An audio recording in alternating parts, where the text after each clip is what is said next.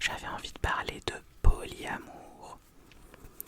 Mais avant tout, petite chose déjà, j'ai pris des notes, comme pour la vidéo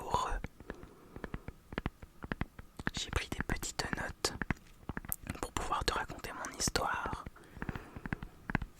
et ne rien oublier. Alors, avant tout, si jamais tu as envie que je parle d'autre chose que de polyamour, un peu comme dans un podcast chuchoté, n'hésite pas à me le dire en commentaire, ça peut être n'importe quoi, un sujet qui te concerne, qui me concerne, ou sur lequel je peux émettre un avis. Donc, c'est parti. Premièrement, le polyamour, qu'est-ce que c'est? Ma définition, en tout cas, de ce que c'est le polyamour, le polya en raccourci, c'est quand plusieurs personnes relationnent avec plusieurs personnes. Enfin, quand une personne relationne avec plusieurs personnes et quand ces personnes sont au courant et sont d'accord. Elles peuvent se connaître, elles peuvent ne pas se connaître, peu importe.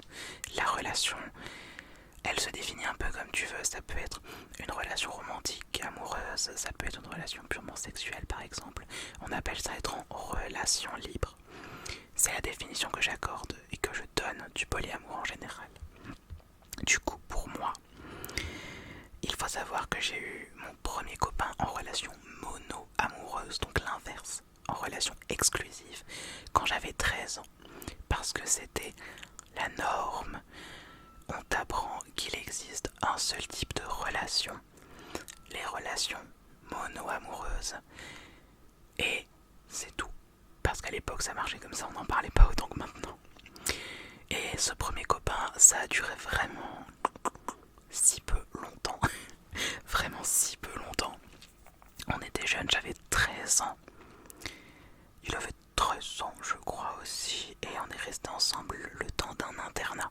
Donc même pas une année scolaire entière, puisque je suis arrivée en internat en janvier, je crois. Donc on est restés vraiment très peu de temps ensemble. Mais ce n'est pas très grave. J'avais 13 ans, il fallait que... Comment dire? Il fallait une première fois de relation, on va dire. Et jusqu'à mes 18 ans à peu près, ça a été comme ça, des relations mono-amoureuses. Les relations avaient une date de péremption, on va dire, autour de 6-8 mois pour ma part. Je ne sais pas pourquoi, j'avais une malédiction à ce moment-là. Au bout de 6-8 mois, c'était terminé. Et pendant 5 ans, ça a été ça. Dans ces relations, il y avait beaucoup de jalousie parce qu'on nous a appris qu'être jaloux voulait dire amoureux. Non, être jaloux, ça veut dire ne pas avoir confiance en soi, donc le reporter sur les autres, d'après moi. Et du coup, les ruptures étaient toujours très violentes pendant ces relations, parce qu'entre autres, on ne savait pas communiquer, et en même temps, c'est normal, on te l'apprend pas à communiquer. Enfin, moi, chez moi, dans mon cercle relationnel, on m'a pas appris à communiquer autant que je communique maintenant, j'entends, attention. Ensuite, je suis arrivée au lycée et comment dire, il m'est arrivé une fois de tomber amoureux de 2 garçons en même temps. Impossible. J'en étais malade, mais vraiment ça me faisait souffrir. Et on m'a dit, et ça je me rappellerai je pense toute ma vie, on m'a dit, si tu es amoureux de l'un, tu n'es pas amoureux de l'autre. Si tu tombes amoureux de l'autre, ça veut dire que lui là, tu ne l'aimes pas vraiment. Et c'était pas possible pour moi puisque j'avais des sentiments pour les deux. Du coup, je mentais à ma première relation et je mentais à tout le monde en fait en disant non mais je suis pas si amoureux. Parce que ça ne se contrôle pas en fait. Ça ne se contrôle pas, nos sentiments ne se contrôlent pas, donc on peut pas te dire arrête d'être amoureux, amoureuse. Ça marche pas comme ça malheureusement. Du coup, j'ai commencé à dénier mes sentiments et à être mal par rapport à ma façon de relationner. Parce que ça ne me convenait pas, mais je ne connaissais pas d'autres moyens de relationner que le relationnement le relationnage, la relation, que la relation mono a. Donc je me suis dit, je devais être tout seul dans ce cas-là. Personne d'autre ne ressent de sentiments amoureux pour deux personnes, même voire plus en même temps. C'est un blasphème. Je dois être tout seul dans ce cas. Puisque sinon on ne dirait pas si tu aimes l'un, tu n'aimes pas l'autre, si tu aimes l'autre, tu n'aimes pas l'un, sinon ça veut dire que machin, jamais on ne dirait ça. Donc je dois être tout seul. Dans ma tête, c'était très logique. Donc, déni complet de mes sentiments dès que j'en avais. Parce qu'évidemment, encore une fois, ça se contrôle. Ensuite, vers 18-19 ans, j'ai rencontré quelqu'un d'autre qui était polyamoureux. Qu'est-ce que c'est que ce truc? Je ne savais absolument pas ce que c'était. Et il m'a initié, il était en relation avec plusieurs personnes que j'ai rencontrées qui étaient plus ou moins gentilles. D'ailleurs, je suis resté en contact avec l'une de ces relations, qui est un sucre intergalactique. Le problème, c'est que ce garçon qui m'a fait découvrir les relations polyas mentait sur ces relations, dans le sens où, dans ma tête à moi et de ce qu'il a dit, il était en couple avec une autre personne. Et un jour, on faisait un jeu avec un groupe d'amis. Et j'ai appris que dans ce groupe d'amis, il était en couple avec un autre ami. Comment dire? Tu me parles de communication, de respect, de consentement. Comment on peut appeler ça? De mise en relation. De tes relations, dans le sens où tu les présentes, tu veux les présenter, tu veux qu'elles aient de beaux contacts entre elles. Mais tu mens. Et tu mens très mal en plus, puisqu'au bout d'un moment, ça se voit. C'était une catastrophe ce truc. Donc du coup avec la relation avec laquelle j'étais au courant et qu'elle aussi était au courant, on s'est très bien entendu quand il y a eu rupture violente aussi, mais c'était la première fois de relation polyas, donc normal que la première rupture polyas soit un peu corsée, on va dire normal entre gros guillemets. On s'est très beaucoup rapproché avec cette personne et je la considère comme une amie maintenant et elle est adorable, vraiment un sucre. Il est adorable, elle est adorable, elle est adorable. Je ne sais plus ses pronoms. Bref, cette personne est un sucre. Je suis une catastrophe, j'oublie les pronoms de mes proches. Malgré tout, j'ai compris que le polyas c'était mon schéma relationnel et que je voulais continuer dans ce sens-là, malgré cette relation qui aurait pu me traumatiser du polyas et me dire non mais tous les mecs cisgenres polyas sont comme ça. Et j'aurais pu me dire ils sont identiques, c'est pareil pour partout. Je me suis résignée et je dis non, ils sont pas comme ça, pas toutes les relations polyas sont comme ça. Et de toute façon, j'avais tenté de revenir à un mode polyamoureux, mono-amoureux pardon, à un mode mono-amoureux. Et ça n'a juste pas marché, je me sentais bloquée et surtout j'avais hyper peur de développer des sentiments pour quelqu'un d'autre, puisque encore et toujours, ça ne se contrôle pas. Ensuite, j'ai fait beaucoup de rencontres de gens polyas. Qu'est-ce que je me suis noté de vous dire? Beaucoup de rencontres avec des gens polyas qui étaient dans des relations longues.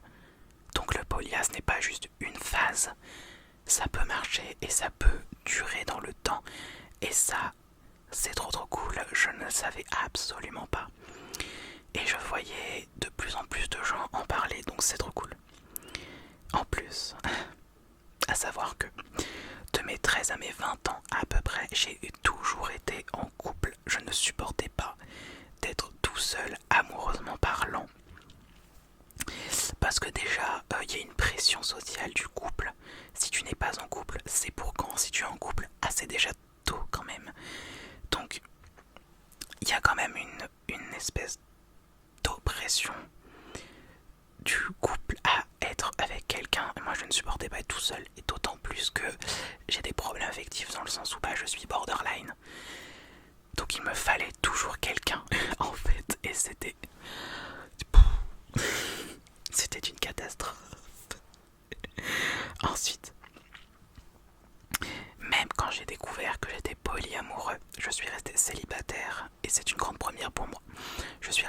célibataire 3 ans. Alors ça peut être peu pour certains et beaucoup pour d'autres, je l'entends. En tout cas,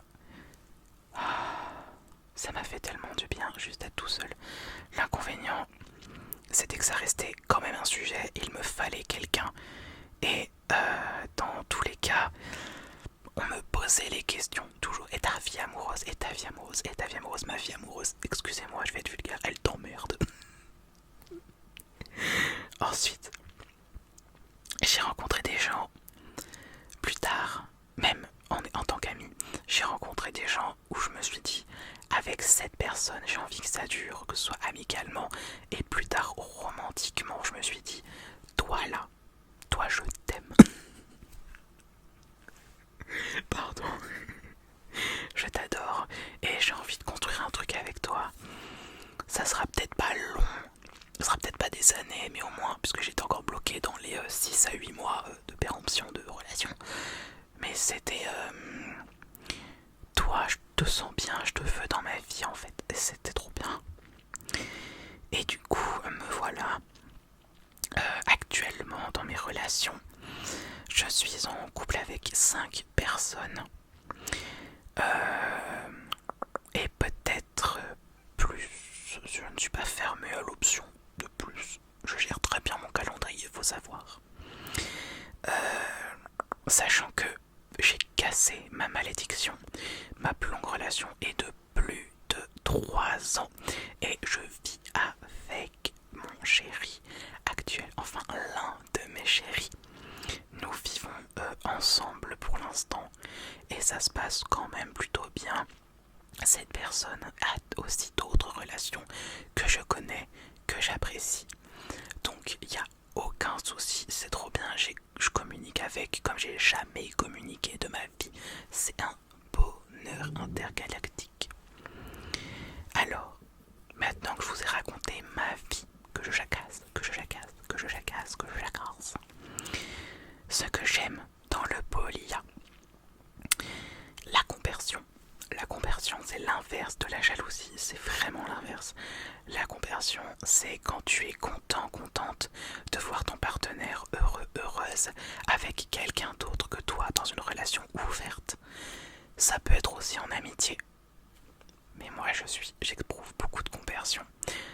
Et c'est cool. La communication, c'est très cool.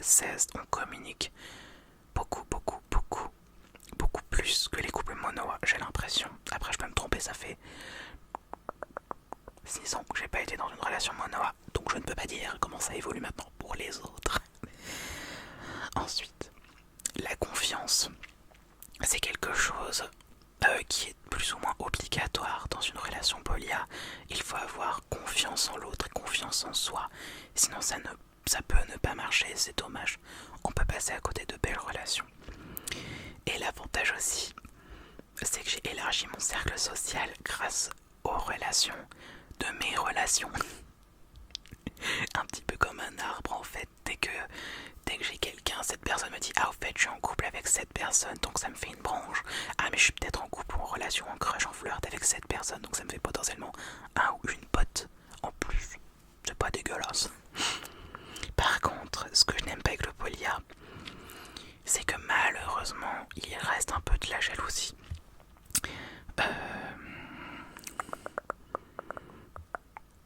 Il reste de la jalousie. Mais soyons honnêtes, communication. Et ça passe tout seul. Voilà, c'est pour ça qu'il faut communiquer. Même si c'est compliqué, ça peut être à l'oral, à l'écrit, en vidéo, par vocal. Je ne sais pas, en morse, en langage des signes, peu importe, il faut communiquer, c'est très important. Et si vous n'y arrivez pas, si vous avez des problèmes de communication, ou si la jalousie est trop forte, n'hésitez pas à aller voir un ou une professionnelle, pas forcément un médecin, mais quelqu'un qui pourra vous guider. Voilà, à savoir que aussi, pour finir, le polia n'est absolument pas fait pour tout le monde, mais si l'idée vous tente, n'hésitez pas à essayer. Qu'est-ce que je me suis noté à vous dire ? Ah voilà, n'hésitez pas à essayez, mais surtout ne vous forcez pas. Le but n'est pas de vous traumatiser non plus. Voilà.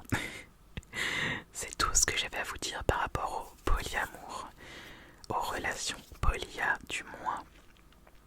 Si jamais encore une fois vous voulez que je parle d'un autre sujet, par exemple mes orientations romantiques, sexuelles, peu importe, ma transidentité ou d'autres sujets, n'hésitez pas à me le dire en commentaire. Encore une fois, je me répète beaucoup. Et je te souhaite une bonne nuit, bonne nuit, bonne nuit, bonne nuit,